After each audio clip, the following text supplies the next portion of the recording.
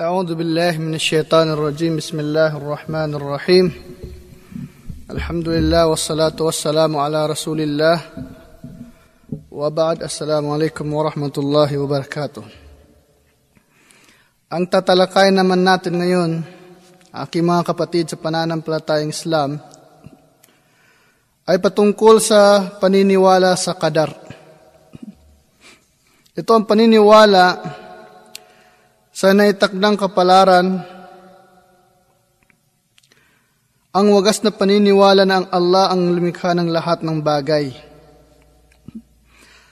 ang namamahala at ang nagmamayari nito, at siya ang nagtakda ng mga naitakdang kapalaran, ang mabuti at masama nito, ang matamis at mapait nito, at siya rin ang lumikha sa ligaw na landas at tamang landas, ang kasamaan at ang kabutihan, ang nagtatakda ng buhay at ang tagapanustos ay nakasalalay sa kanyang kamay, maluwalhati siya at kataas-taasan.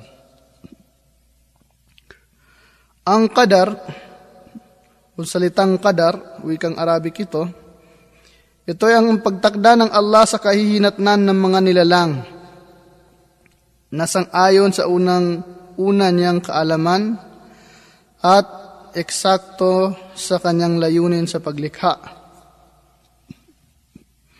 At ang paniniwala sa qadar ay may 4 na sangkap. Una, ang paniniwala na ang Allah ay nalalaman ang lahat ng bagay, ang kabuuan at ang detalye nito, ang simula at katapusan, maging ito'y sa kanyang mga gawain o sa mga gawain ng kanyang mga lingkod. Pangalawa, ang paniniwala na ang Allah ay naisulat ang mga iyon sa Al-Lawhul Mahfuz. At sa dalawang ito, sinabi ng Allah, Alam ta'alam anna Allah ya'lamu ma fis samai wal ard. Inna dhalika fi kitabin. Inna dhalika 'ala Allah yasir. Hindi mo ba alam na ang Allah ay kanyang nalalaman ang anumang nasa langit at lupa? Katotohanan iyon ay nasa aklat, talaan ng mga gawain, at iyon para sa Allah ay lubhang napakadali. Suratul Hajj, verse 70. At sa Sahih ni Muslim, naiulat ni Abdullah bin Amr bin al-As radiyallahu anhuma, sinabi niya, narinig ko ang sugo ng Allah, siya ay nagsabi, isinulat na ng Allah ang mga takdang kapalaran ng mga nilalang bago niya nilikha ang mga kalangitan at kalupaan ng 50 taon. 50 taon. Pangatlo, ang paniniwala na ang Allah ay nilalang, o ang paniniwala na ang Allah na ang lahat ng nilalang ay hindi magkakaroon kung hindi hinangad ng Allah. Inuulit natin, ang pangatlo, ang paniniwala ng lahat ng nilalang ay hindi magkakaroon kung hindi hinangad ng Allah, maging ito ay sa kanyang gawain o sa gawain ng kanyang mga nilalang. Sinabi niya, wa rabbuka yakhluqu ma yasha. Ang Allah ay nagsabi tungkol sa kanyang gawain, ang iyong Panginoon ay lumilikha ng lahat ng kanyang naisin. Sinabi pa niya, wa yaf'alu Allahu ma yasha, at ginagawa ng Allah ang anumang kanyang naisin. Sinabi rin sa ibang talata, huwalladhi yusawwirukum fil arhami kayfa yasha. Siya ang nagbigay hugis sa inyo sa loob ng mga sinapupunan sa kung paano niya naisin. Sa Suratul Imran, Ali Imran, verse 6. Sinabi rin niya tungkol sa gawain ng mga nilalang, walau sya Allahu lasallatahum alaykum falaqatalukum.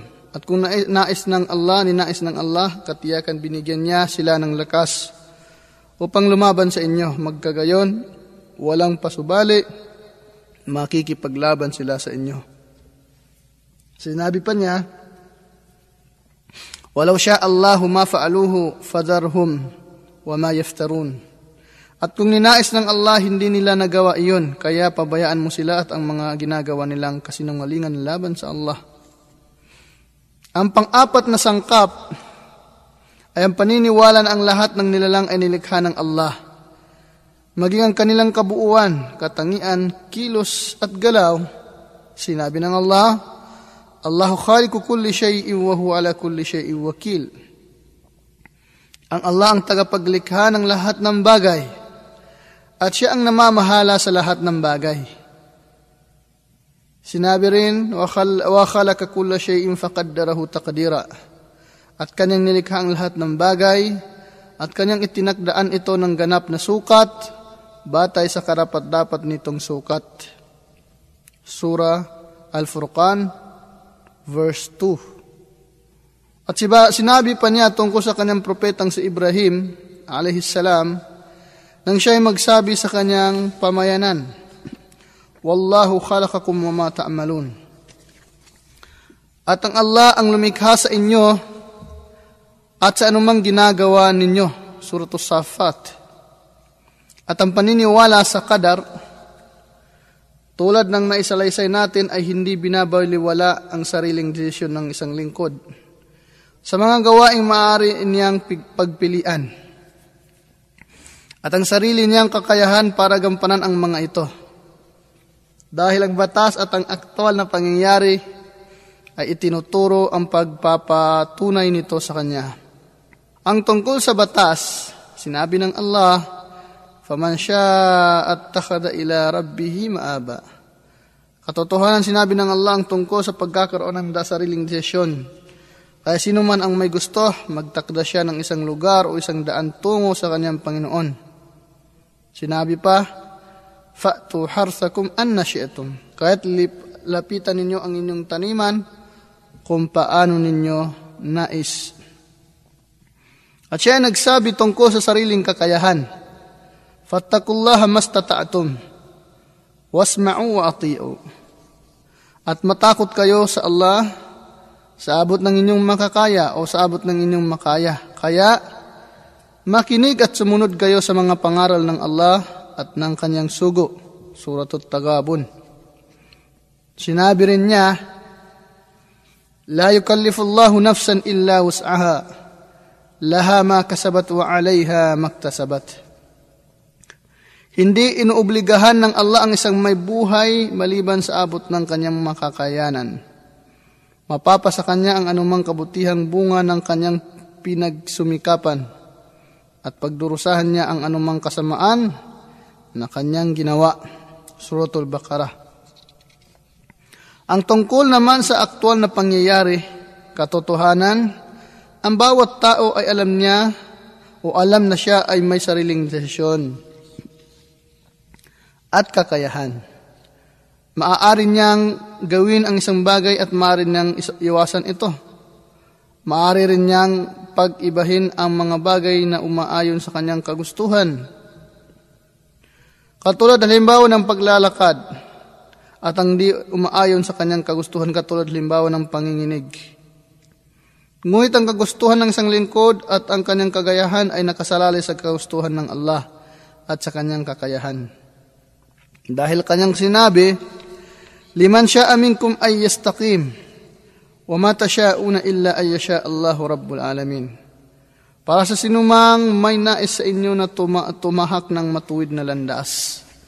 At wala kayong naipapasya na kagustuhan malibang kung naisin ng Allah, ang Panginoon ng lahat ng daigdig. Surah At-Takwir. At nang dahil sa ang lahat ng daigdig ay pag-aari ng Allah, maggagayon walang maaring maganap na anumang bagay sa kanyang kaharian nang wala siyang alam at pahintulot. Ang paniniwala sa qadar, batay sa mga nailarawan natin, ay hindi nagbibigay ng isang katuwiran sa isang lingkod upang kumalas sa mga tungkulin o gumawa ng masamang gawain. At dahil dito ang kanyang pinaninindigan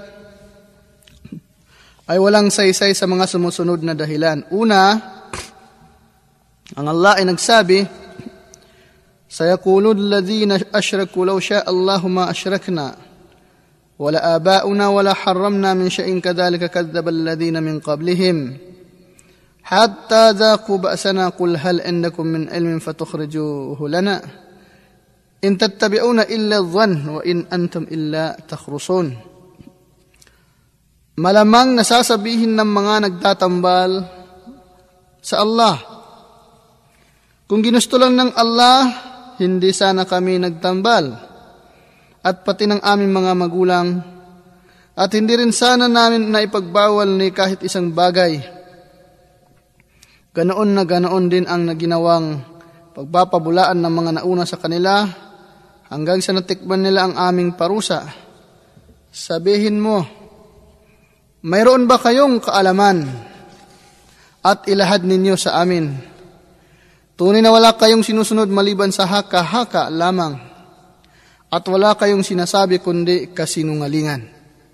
Sa Suratul An'am, verse 148. At kung makatuwiran ang naging batayan nila ang qadar, hindi sana pinatikim ng Allah sa kanila ang kanyang parusa. Pangalawa, sinabi ng Allah, "Rusulan mubashirin wa mundhirin li'alla yakuna lin-nasi 'ala Allahi hujjatun ba'da ar-rusul wa kana Allahu 'azizan hakima."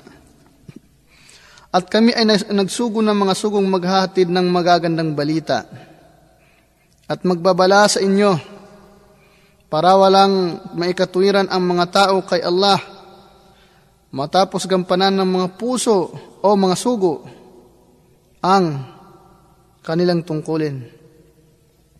Ang Allah ang kataas-taasan at ang ganap kung gumawa. Ganap kung gumawa. Suratun Nisa.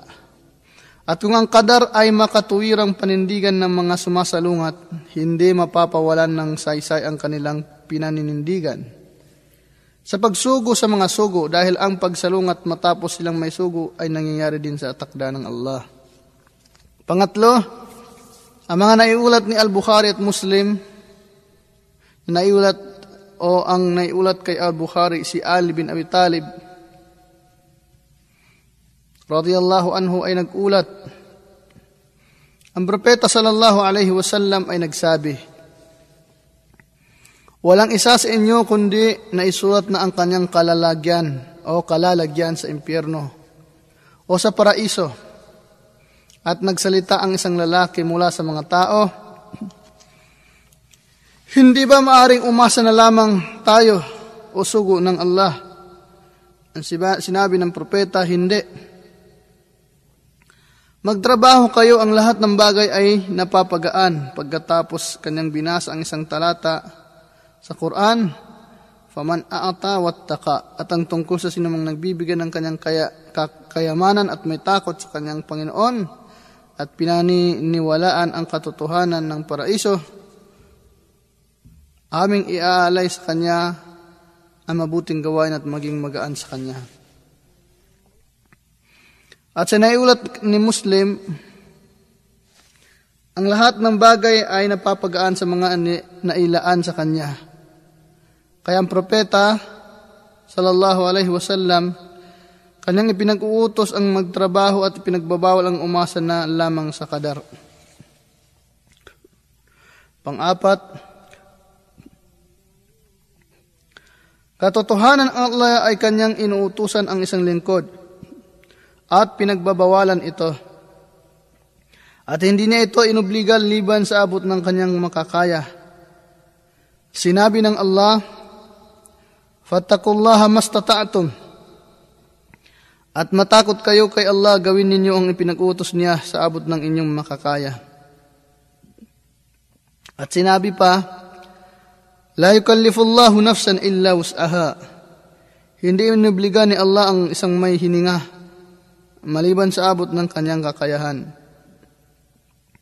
Ngayon, kung ang isang lingkod ay napipilitan lang siya sa kanyang ginagawa, lumalabas na siya ay inuobliga sa mga bagay na hindi niya kayang lutasin ito. At iyan ay hindi maaari. Kaya kung bakit kapag siya ay nakagawa ng kasalanan sa dahilang hindi alam o nakalimot o napilitan, ay wala siyang kasalanan dito dahil mayroon siyang dahilang pangbatas.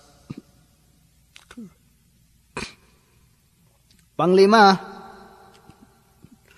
ang itinakda ng Allah ay bagay na lingid, walang nakakaalam nito. Maliban kapag nangyari na ang naitakdang bagay.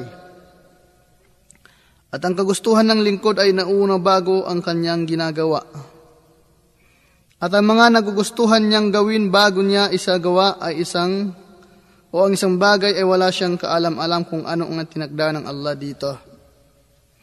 At dahil dito nawawala ng saysay ang kanyang pinanindigan sa qadar. Dahil hindi maaaring panindigan ng isang tao ang may bagay na wala siyang nalalaman dito. Pang-anim, katotohanan ating nakikita ang tao na masyadong masigasig sa mga bagay na material na makapagdudulot sa kanya ng kabutihan hanggang sa pilitan niyang makantam ito. At hindi mahalaga sa kanya ang umiwas sa mga bagay na hindi nakakabuti sa kanya. At kapag siya ay nakagawa ng kasalanan, kanyang pinanindigan ang qadar. At bakit lumilihis siya sa mga nakakabuti sa kanya? Sa mga gawaing pangrelihiyon na iyon ang magpapahamak naman sa kanya pagkatapos kanyang panindigan ng qadar. Hindi ba ang kahulugan ng dalawang ito ay iisa?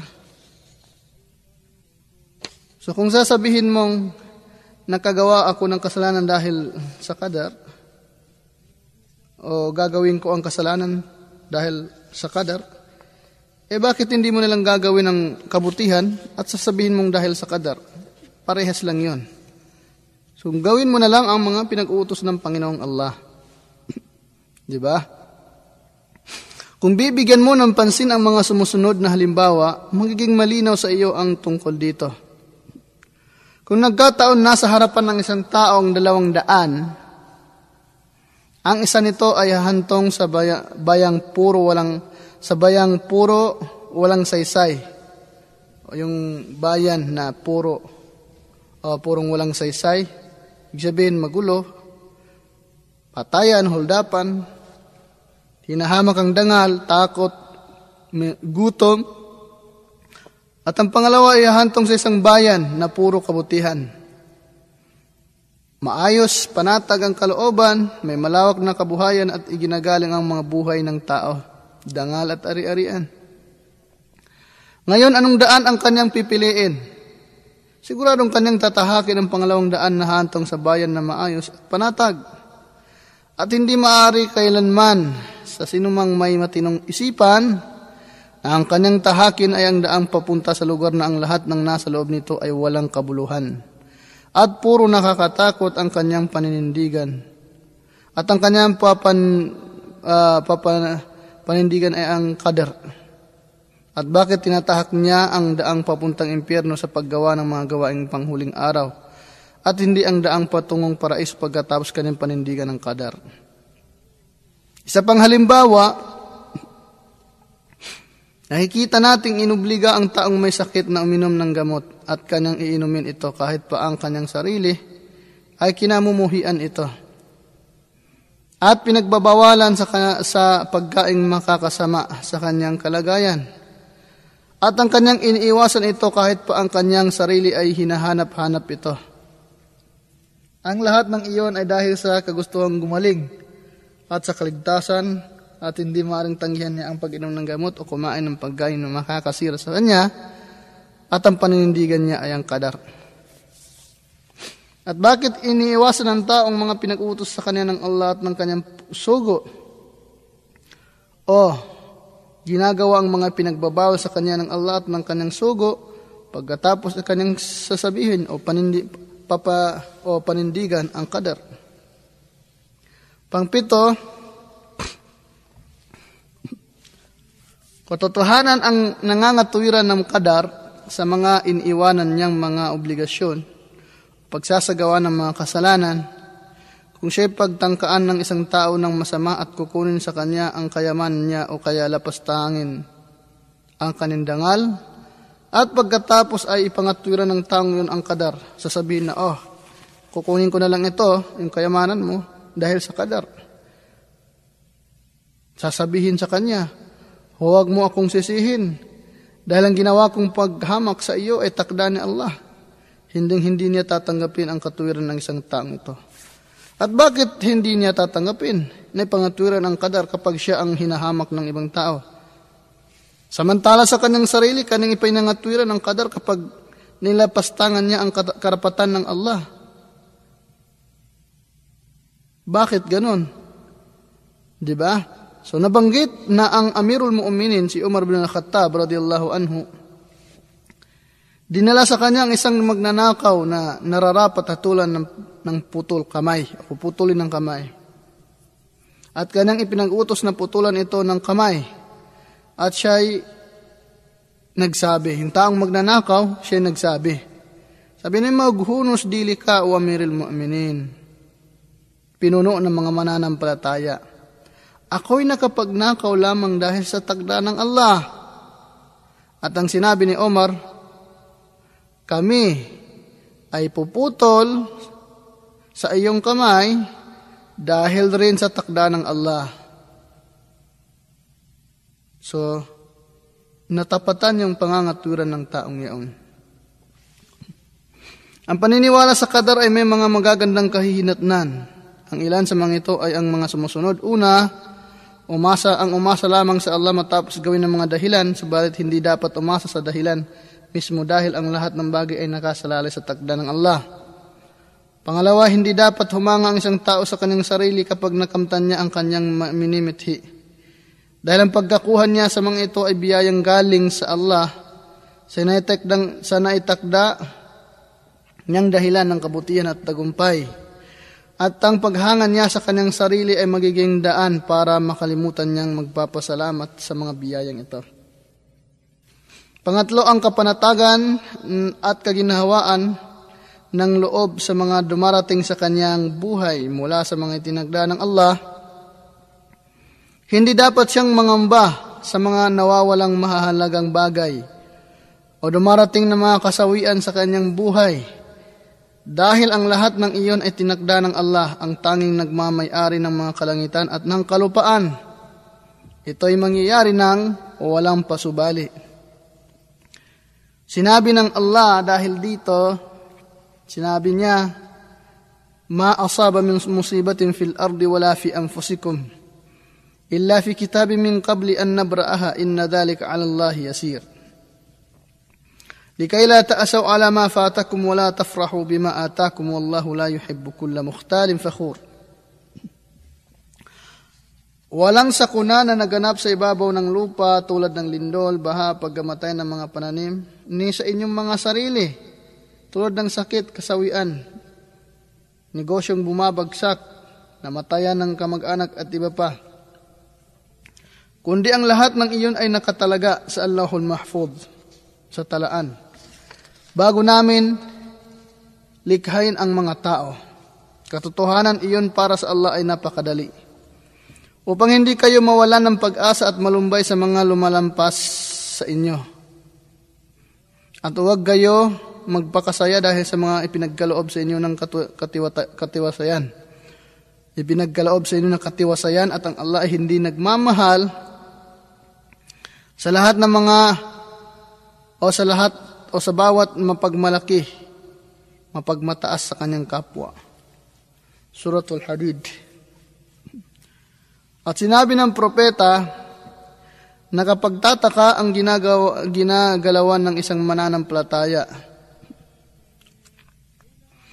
ang lahat ng kanyang ginagalawan ay pawang kabutihan. At wala ito sa kahit na sinong may buhay, kundi sa taong mananampalataya lamang. Na kapag siya tumanggap ng kaginhawaan, siya ay nagpapasalamat at iyon ay mabuti para sa kanya. At kapag ang dumating naman sa kanya ay kasawian, siya ay nagtitiis at iyon ay mabuti pa rin para sa kanya. Isinalaysay ni Muslim. Sa katunayan, may naligaw pa rin sa qadar na 2 pangkat. So may mga Muslim, pangkat na mga Muslim na naligaw. Sa usaping qadar, una ang Jabariyah. Silang nagsasabi ng isang lingkod ay napipilitan sa kanyang ginagawa. Wala siyang sariling desisyon at kalayaang pumili. Ang pangalawang pangkat ay tinatawag na Qadariyah.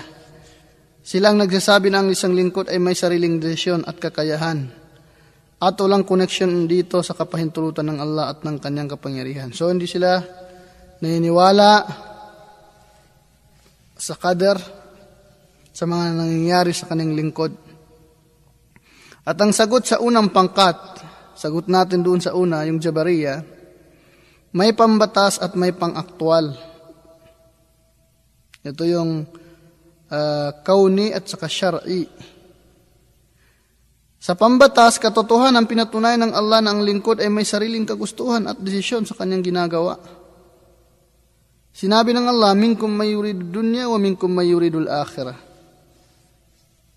Ang ilan sa inyo ay naghahangad ng kamunduhan, subalit ang iba sa inyo ay naghahangad ng huling araw. Ali Imran, Sulto Ali Imran. At sinabi pa niya, وَقُلِ الْحَقَّ مِنْ رَبِّكُمْ فَمَنْ شَاءَ فَلْيُؤْمِنْ وَمَنْ شَاءَ فَلْيَكْفُرْ إِنَّا أَعْتَدْنَا لِلظَّالِمِينَ نَارًا أَحَاطَ بِهِمْ سُرَادِقُهَا. At sabihin mo, O Muhammad, ang katotohanan ay mula sa inyong Panginoon. Kaya sino man ang may gusto na sumampalataya, maggagayon siya ay sumampalataya. At sino man ang may gusto na di sumampalataya, maggagayon siya ay di sumampalataya. Katotohanan aming inilaan sa mga gumagawa ng labag sa katarungan, ang apoy na pumalibot sa kanila, ang mga pader nito. Sinabi rin niya, Man amila salihan falinafsihi wa man asa'a fa'alayha wa ma rabbuka bidhallamin lil abid. Sino man ang gumawa ng anumang kabutihan sa makatuwid, ito ay para sa kanyang sarili, at sino man ang gumawa ng masama sa makatuwid, ito ay mapapa sa kanya. At ang iyong Panginoon ay hindi gumagawa ng labag sa katarungan sa kanyang mga alipin. At ang tungkol naman sa aktwal, katotohanan ang bawat tao ay alam kung paano niya pag-ibahin ang kanyang gawaing maaari niyang pagpilian. May ginagawa siya na kusang loob niyang ginagawa ito katulad ng halimbawa ng pagkain, pag-inom, pagbibenta, pamimili, at ng mga gawaing hindi kusang loob niyang ginusto. Katulad halimbawa ng panginginig dahil sa lagnat at pagkahulog mula sa itaas. Sa unang halimbawa, siya ay kusang gumawa na ayon sa kanyang kalooban, hindi pinilit. At sa ikalawang halimbawa, wala siyang kakayahang pumili at hindi niya kagustuhan ang mga nangyayari sa kanya. At ang sagot sa pangalawang pangkat, may pambastas at pang-aktwal.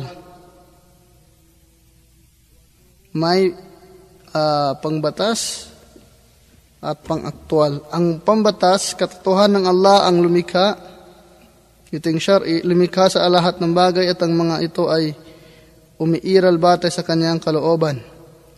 At tunay na pinaliwanag na ng Allah sa kanyang aklat na ang mga gawain ng kanyang alipin ay nagaganap batay sa kanyang kalooban. Sinabi niya, Walau sya Allahu maqtatala alladhina min ba'dihim min ba'di ma ja'atuhumul bayyinat walakin ikhtalafu faminhum man amana wa minhum man kafar walau sya Allahu maqtatalu walakin Allah yaf'alu ma yurid. At kung niloob ng Allah, hindi naganap ang paglalaban-laban ng mga taong dumating pagkatapos nila. Matapos nang dumating sa kanila ang mga mahahayag na patunay, subalit sila ay nagkasalungatan. Kaya ang ilan sa kanila ay sumampalataya at ang iba ay hindi sumampalataya. Kung ninais lang ng Allah, hindi sana sila naglaban-laban hanggang sa humantong ng patayan. Subalit ang Allah ay ginagawa ang lahat ng kanyang nagugustuhan. Baqarah, Suratul Baqarah. At sinabi pa niya, Walau syi'na la'atayna kulla nafsin hudaha walakin haqqal qawlu minni la'amla'anna jahannama minal jinnati wan nasi ajma'in. Kung ginusto namin na patnubayan ang bawat may hininga o bawat tao, aming ginawa. Subalit tunay na banal ang salitang nagmula sa akin. Katotohanan pupunuin namin ng mga jin at ng tao ang lahat. O pupunuin namin ng jin at ng tao ang impyerno lahat-lahat. Surat As-Sajdah. At tungkol naman sa pangkaisipan, katunayan ang lahat ng daigdig ay pag-ari ng Allah at ang tao ay kabilang na sa daigdig na iyan. Siya ay pag-aari din ng Allah ngayon, hindi maaari na ang isang ari-arian lang ay maghihimasok sa kaharian ng may-ari, maliban kung may kapahintulutan mula sa kanya at sa kanyang kagustuhan. So hanggang dito na lamang. Assalamu alaikum warahmatullahi wabarakatuh.